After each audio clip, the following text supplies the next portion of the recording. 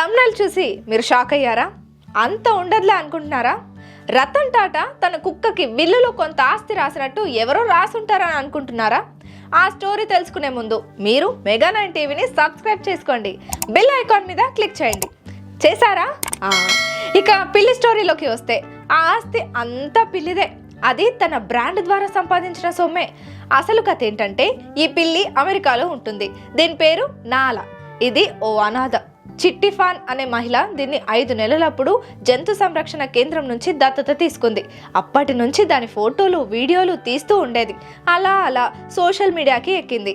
దీని పేరుతో brand create అయింది. పిల్లులకు అందించే ఫుడ్ బ్రాండ్ ని కూడా క్రియేట్ చేసింది. అలా ఇన్స్టాగ్రామ్ లో 45 లక్షల మంది ఫాలోవర్లు ఉన్నారు. ఈ పిల్లి చేష్టలకు ముగ్ధులయ్యే జనం ఆ ప్రొడక్ట్స్ కొనడం మొదలు పెట్టారు. ఆ రకంగా తన బ్రాండ్ క్రియేట్ చేసిన పిల్లికి ఇప్పుడు ఏకంగా 840 కోట్ల రూపాయల విలువైన కంపెనీ ఉంది.